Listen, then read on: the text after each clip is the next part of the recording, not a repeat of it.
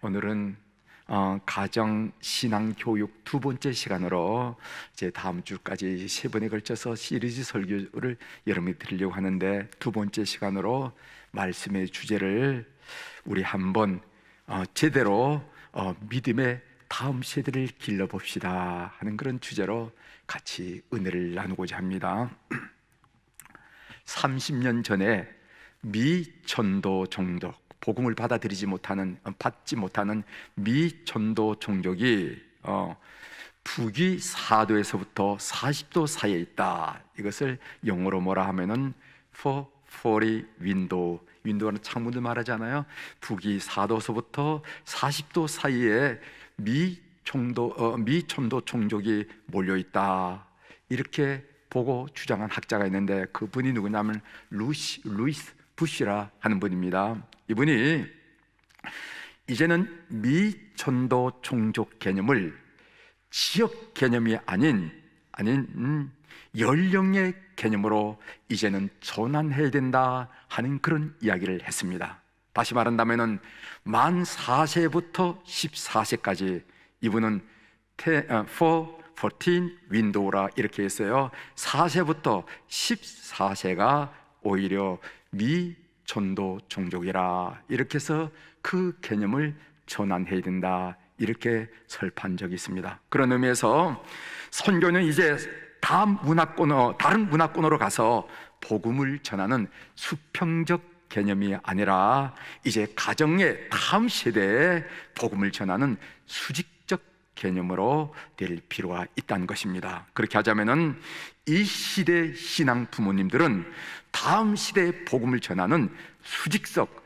선교사들이 다 되어야 된다 하고 강조한 바가 있습니다. 그러니까 여러분들은 이제 무슨 특별한 훈련과 특별한 과정을 거쳐서 해외에 나가서 선교하는 선교사들만이 선교사들이 아니라, 오늘 여러분들 가정에 생활하는 여러분들이 바로 선교사가 되어야만 복음을 땅끝까지 증거할 수 있다라고 그 개념을 말씀했다는 것이죠.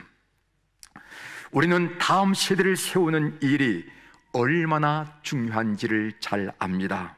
교단마다 70% 이상의 교회에서 교회학교가 사라졌어요.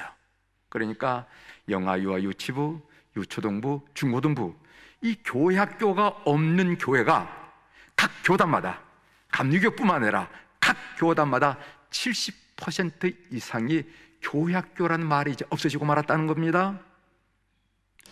만일 이 상태가 지속된다면은 약 30년 후면은, 한 세대가 지나면은 교회의 70%가 문을 닫아야 할 그런 지경이 된다는 것이죠.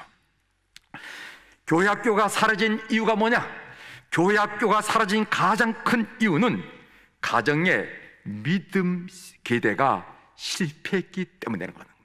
그러니까 믿음 계대라 하는 말은 뭐냐면은 믿음을 대를 이어서 넘겨주는 것을 보고 계대한다 그러죠. 그래서 가정의 믿음 계대가 실패했기 때문에 그 원인이 그렇게 있다는 것이죠. 그래서 그 실패의 결과가 오늘의 현실로 나타났다는 것입니다. 교회는 가정의 믿음 계대에 관심을 가지고 기도와 재정과 시간을 집중해야 된다고 이렇게 믿는 사람입니다. 그렇게 하지 않으면 교회는 30년 후에 문을 닫게 돼 있다는 겁니다. 여러분, 아니 교회가 문을 닫아? 그렇지 않아요. 여러분, 미국을 한번 방문해 보시길 바랍니다. 영국을 한번 가 보시길 바랍니다. 문 닫은 교회가 쉽게 볼 수 있는 것이 문 닫은 교회라는 것이죠. 이런 점에서 오늘 우리가 관심하고 있는 과제가 얼마나 중요한 과제인지 우리가 다시 한번 확인할 수가 있다는 것입니다. 우리 교회의 8가지 목회 사역 중에 하나로 설정한 가정신앙 교육이라는 것은 무엇을 의미하는가 간단히 말씀드리면은, 자녀의 신앙 교육을 교회학교에만 맡기지 말고 부모는 가정의 신앙 교사로서, 그리고 교회학교 교사는 교회 영적 부모로서 한 팀이 되어서 다음 세대를 세우는 일에 동력하자. 이것이 바로 가정신앙 교육이 주장하는 핵심 내용입니다. 지난주에도 제가 여러분들에게 말씀드렸죠. 그동안 부모님들은 자녀 교육을 전적으로 교회 학교에 맡겼던 것입니다. 그런데 교회 학교에서 아이들에게 신앙 교육을 하는 시간을 가만히 따져보았더니까 일주일이 168시간인데 그 중에 고작 주일 1시간만 신앙 교육에 쓰더라는 거예요. 168시간 중에서 1시간으로 신앙 교육을 한다, 신앙 교육을 다 한다 라는 말도 안 되지만은 요즘은 코로나19 상황을 겪으면서 그나마 그 1시간마저도 없어지고 말았습니다. 이런 상황에서 자녀들의 신앙 교육을 누가 맡아야 할까요? 그래서 교회의 다음 시대 신앙 교육을 위해서 가정 신앙 교육에 관심을 가지면서 제가 3차례에 걸쳐서 우리가 이걸 꼭 해야 됩니다 하고 여러분들에게 호소하면서 여러분들의 참여를 기다리고 있다는 것이죠. 가정신앙 교육에서 부모님의 역할은 아무리 강조해도 부족합니다. 여러분, 창세기 11장에는요 믿음의 조상 아브라함의 이름이 바뀌는 장면이 나옵니다. 여러분 잘 아시죠? 아브라함이 아브라함으로 바뀌었다 한 얘기 잘 아실 줄 믿습니다. 우리가 잘 아는 대로 하나님은 창세기 12장에서 아브라함에게 믿음의 후사를 주시겠다고 약속을 하셨어요. 그런데 어찌된 일인지 하나님은 그로부터 24년이나 시간이 지났음에도 불구하고 아들을 주시지 않았습니다. 어디에서 잘못된 것일까요? 무엇이 문제가 있을까요? 그런데 창세기 17장 1절에 보면은 그 이유를 밝혀주고 있습니다. 제가 한번 읽어드릴 테니까 한번 보시길 바랍니다. 창세기 17장 1절입니다. 아브라함이 99세 때 여호와께서 아브라함에게 나타나서 그에게 이르시되 나는 전능한 하나님이라 너는 내 앞에서 행하여 완전하라. 이 말씀이 있습니다. 여기 보면은 나는 전능한 하나님이라 이 말씀이 의미하는 바는 무엇이냐면은 하나님은 아브라함과의 약속에 신실하시고 그 약속을 넉넉히 지킬 수 있는 능력이 있다 하는 그런 말입니다. 그런데 하나님의 약속을 받아야 할 아브라함이 지금 내 앞에 있지 않다고 말하는 겁니다. 너는 내 앞에서 행하여 완전하라. 이런 말씀을 우리가 읽을 수가 있어요. 너는 내 앞에서 행하여 라는 그 히브리어의 뜻은 무슨 말인가 하면은 하나님 얼굴 앞으로 나오라는 겁니다. 즉 지금 아브라함의 삶의 방향이 하나님의 얼굴을 자꾸만 피하고 있다는 것입니다. 무슨 일인지는 모르지만은 에덴 동산에서 아담이 죄를 지었을 때 아담이 하나님의 얼굴을 자꾸만 피해서 동산나무 숲속으로 스며 들어가는 것처럼 지금 아브라함이 하나님의 얼굴을 앞으로 나오지 못하고 자꾸만 얼굴을 피하더라는 것입니다. 여러분, 창세기 17장 1절에 바로 앞절에서 성경은 아브라함이 86세에 이스마엘을 낳았다 하는 말씀이 기록되어 있습니다. 제가 읽어드리겠습니다. 창세기 16장 16절인데 창세기 16장 16절이 끝나고 창세기 17장 1절이 시작됩니다. 그러니까 창세기 17장 시작되기 바로 앞에 창세기 16장 16절인데 거기 무슨 말씀이 나면은 하갈이는 것은 아브라함의 첩이죠. 하갈이 아브라함에게 이스마엘을 낳았을 때 아브라함이 86세였더라. 이 말씀과 관련하여 볼 때 하나님 얼굴 앞으로 나오라 라는 말씀은 이런 질문이 아니었을까요? 제가 한번 상상해서 질문을 한번 드려봅니다. 아브라함아, 네가 13년 전에 이스마엘을 낳았을 때 내 앞에 나와 상의했느냐? 그 아이 낳을 때 나와 상의했느냐? 그 일은 내 얼굴을 피하여 내 생각대로 한 일이 아니냐? 내 얼굴을 피하여 내 생각대로 한 일이 아니냐? 그러니까 아브라함에게 믿음의 후사를 주시지 않은 이유는 부모인 아브라함이 준비되지 않았기 때문이라고 성경은 말씀하고 있다는 것을 우리 성도들이 캐치하셔야 된다는 거예요. 하나님의 도전 앞에 아브라함이 엎드렸습니다. 그래서 창세기 17장 3절에 보면은 아브라함이 엎드렸더니 하나님이 또 그에게 말씀하여 이르시되, 그때 하나님은요 이름을 바꾸는 것으로 아브라함을 새롭게 세우는 것을 보게 됩니다. 창세기 17장 5절입니다. 이제 후로는 내 이름을 아브라함이라 하지 아니하고 아브라함이라 하리니 이는 내가 너를 여러 민족의 아버지가 되게 함이니라. 이렇게 말씀이 나왔습니다. 여러분, 아브라함이라 하는 뜻은 존귀한 자란 뜻입니다. 근사한 이름이죠. 근사한 이름이며, 이제까지 아브라함의 정체성은 가정 안에서 존귀한 아버지였습니다. 적당히 돈을 벌어서 가솔들을 거느리고 가솔을 먹이고 입히면서 집에서 존경받는 아버지 어른이었습니다. 세상적으로 보면은 그리 나쁘지 않아요. 그런데 하나님은 내 가정만 아는 부모로는 하나님이 계획하신 축복된 자녀를 길러낼 수 없다는 것입니다. 이제는 정체성이 바뀌어야 된다는 거예요. 그래서 이름을 아브라함에서 아브라함으로 바꿔주신 것입니다. 아브라함의 뜻은 많은 무리의 아버지라는 뜻이에요. 하나님이 계획하신 축복의 자녀를 길러내려면 아버지가 달라져야 된다는 것입니다. 하나님은 동일한 명령을 사레에게도 하십니다. 창세기 17장 15절부터 16절에 나오죠. 하나님이 또 아브라함에게 이르시되 내 아내 사레는 이름을 사레라 하지 말고 사라라 하라. 내가 그에게 복을 주어 그가 네게 아들을 낳아주게 하며 내가 그에게 복을 주어 그를 여러 민족의 어머니가 되게 하리니 민족의 여러 왕이 그에게서 나리라. 여러분, 사레는 공주라는 뜻이 있습니다. 나만 대접받고 나만 알고 나밖에 모르는 공주 같은 삶으로는 하나님이 계획하신 축복의 자녀를 길러낼 수 없다라는 것입니다. 정체성이 바뀌어져야 된다는 것이죠. 사라라란 말은 열국의 어머니, 열국의 어미라는 뜻이 있습니다. 하나님 아버지의 마음으로 이웃을 품고 나라를 품고 열방을 품으라는 그런 명령입니다. 바로 그 믿음의 어머니 아래에서 하나님은 축복의 다음 세대를 허락해 주실 수 있다는 것입니다. 하나님이 계획하신 축복의 자녀를 길러내려면은 부모가 달라져야 합니다. 우리는 지금 어느 이름에 가까운 삶을 살고 계십니까? 여러분들은 지금 아브라함과 가까운 삶을 살고 계십니까? 아니면 아브라함과 가까운 삶을 살고 계십니까? 여러분 지금 사레와 가까운 삶을 살고 계십니까? 아니면 사라와 가까운 삶을 살고 계십니까?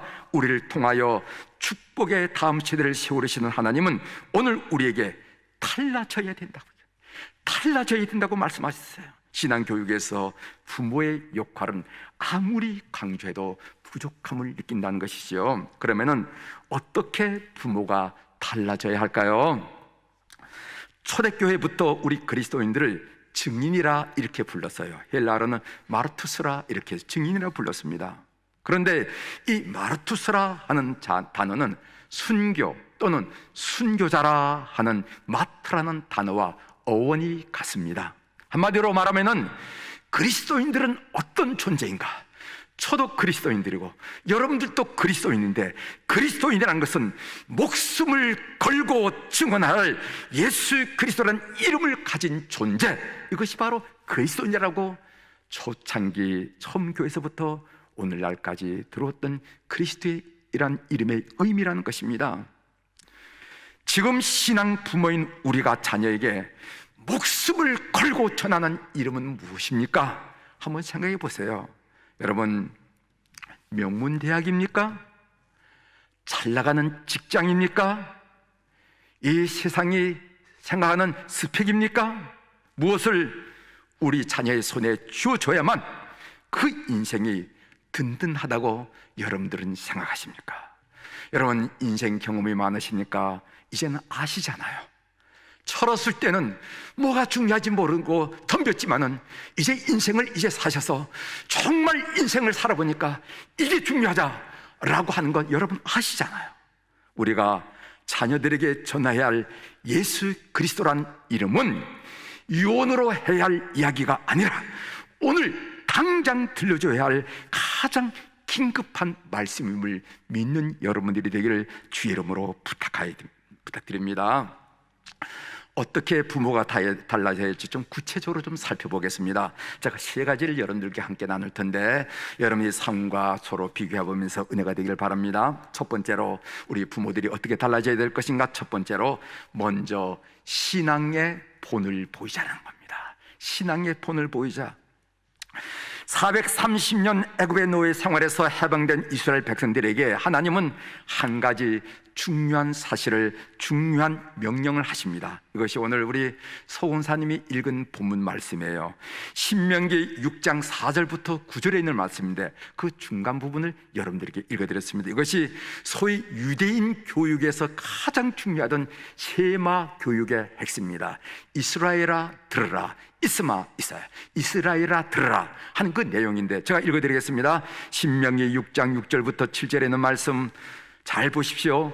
오늘 내가 네게 명하는 이 말씀을 너는 마음에 새기고 내 자녀에게 부지런히 가르치며 집에 앉았을 때든지 길을 갈 때든지 누워 있을 때든지 일어날 때든지 이 말씀을 강론할 것이며, 여러분들이 여기서 주목해야 될 사실은 뭐냐면은 가정 안에서 자녀들에게 부지런히 하나님의 말씀을 가르치기 전에 먼저 부모가 그 말씀을 마음에 새겨야 된다는 명령입니다. 이 말씀을 너는 마음에 새기고 라고 말씀하고 있지 않습니까? 마음은 히브리어로 레바브라 하는 말인데 보통 마음이 아니라 마음의 중심을, 누구에게도 빼앗길 수 없는 마음의 중심을 의미하는 것인데 그 마음 중심에 하나님의 말씀을 또렷하게 새겨서 하나님을 믿는다는 것이 어떤 것인지 삶을 통해 보여주라 이 말이에요. 말씀을 자녀들에게 가르치기 전에 너희 마음 중심에 하나님 말씀을 또렷하게 새겨서 하나님을 믿는다는 거, 신앙생활을 한다는 거, 이것이 어떤 것인지 본을 통해서 보여주라 이거예요. 이것이 셰마 교육에서 요구하는 부모들에게 대한 요구사항입니다. 집안에 어려운 일이 생겼습니다. 어머니가 대충 머리를 빗고 외출을 합니다. 그 모습을 본 딸이 물어요. 엄마 어디 가시에요? 엄마 어디 가시는데요? 하나님께 기도드리러 교회 간다. 엄마, 지금이 어떤 시대인데 교회 기도하러 가세요? 지금은 화성에서 헬리콥터가 날아다니는 그런 과학시대예요 라고 딸은 어머니를 핀잔합니다. 세월이 흘러 딸이 결혼해서 가정을 이뤘어요. 집안에 어려운 일이 생겼습니다. 어려운 일이 없는 가정이 어디 있겠어요? 딸은 엄마의 모습을 그려보면서, 자기가 젊은 시절에 그 어머니의 모습을 그려보면서 교회 가서 엎드렸다는 것입니다. 삶의 위기가 왔을 때 부모가 무릎을 꿇어 기도함으로써 하나님이 아니고서는 도저히 설명할 수 없는 기적 같은 역사를 경험할 때 그 자녀는 하나님을 지식으로만이 아니라 진리로 믿게 돼 있습니다. 기도는 그렇게 해서 배우는 거예요. 너 기도하라 말해서 배워지는 것이 아닙니다. 신앙은 그렇게 해서 전수되는 것입니다. 신앙은 이놈아 왜 예배를 안 드리니 이렇게 해서 전수가 되는 것이 아니라 어머니의 마음속에 새겨진 그 믿음으로 그 본을 보일 때 신앙이 전수된다는 것입니다. 먼저 신앙의 본을 보이는 우리 교우들이 되기를 주의 이름으로 축원합니다. 두 번째로는요, 가정 안에 여호와의 제단을 쌓아라 하는 말이에요. 여러분, 창세기 13장에서 아브라함과 조카 롯을 비교하는 말씀이 나옵니다. 창세기 13장 4절 5절의 말씀을 제가 천천히 읽어드리겠습니다. 창세기 13장 4절 5절, 그가, 여기 그라는 것은 아브라함을 가리키죠. 그가 처음으로 제단을 쌓은 곳이라. 그가 거기서 여호와의 이름을 불렀더라. 아브라함의 일행 롯도 양과 소와 장막이 있으므로, 이런 말씀을 우리가 함께 보게 됩니다. 이 말씀을 자세히 보면은 아브라함과 롯의 차이를 분명히 알 수가 있어요. 아브라함의 가정에는 여호와의 이름을 부르는 여호와의 제단이 있었다고 얘기합니다. 다시 말하면 가정 예배가 있었다는 것입니다. 그러나 롯의 가정에는 양과 소와 장막만 있을 뿐입니다. 롯의 가정에는 남부럽지 않은 넉넉한 가축들과 소유물이 있었지만은 예배는 없었어요. 입으로는 하나님만이 소망이라고 삼촌 아브라함을 따라서 갈대아 우르를 떠났지만은 정작 가정 안에서 양 챙기느라고, 소 챙기느라고, 장막 챙기느라고 하나님의 이름을 부를 여유를 그들은 갖지 못했다는 거예요. 이 차이는 나중에 땅을 선택하는 과정에서도 고스란히 드러나게 됩니다. 롯은 살기 좋아 보이는 기름진 소돔 땅을 선택했지만은 아브라함은 하나님을 마음에 두었기 때문에 미련 없이, 주저함 없이 헤브론을 선택했어요. 겉보기에는 믿음의 길을 가는 것 같지만, 롯은 여호와의 이름을 부르기를 멈췄고, 그러자 자기도 모르는 사이에 세상 길을 쫓았고 세상 문화에 물들었고, 그래서 결국 망하고 말았다는 것입니다. 설교를 준비하면서 아이들이 어렸을 때 저희 가정 예배가 생각이 났어요. 밥상에 둘러앉아서 찬송을 부르고 매일 잠언 한 장씩 읽고 아버지인 저가 기도하고 주기도문으로 마치는 그런 길지 않은 그런 가정 예배였습니다. 우리 둘째 작은 아이는요, 아내의 무릎 위에 앉아서 엄마가 손가락으로 가르치는 찬송가 1절, 2절 보면 1절, 그리고 2절 부르면 이렇게 그 손가락 찬송가, 그리고 성경이 옛날에 위에서 아래로 이렇게 내려오잖아요. 그래서 위에서 아래로 이렇게 손가락 하면 이 아이가 눈을 따라가면서 그렇게 하다가 한글을 깨쳤어요. 매일 잠언 한 장씩을 읽었는데, 잠언은 전체가 31장, 31장으로 구성되어 있습니다. 30일인 달에는 마지막 날에 2장씩을 읽어서 매달 잠언을 다 읽었습니다. 매달 잠언을 31장을 읽었어요. 그러니까 1년이면 잠언을 몇 번을 읽죠? 12번. 그럼 10년을 읽으면 몇 번을 읽게 되는 거죠? 120번. 여러분 알면서도 대답하지 않죠? 네. 잠언은 여러분이 알다시피 생활의 지혜예요. 여러분, 시편은 영혼의 노래입니다.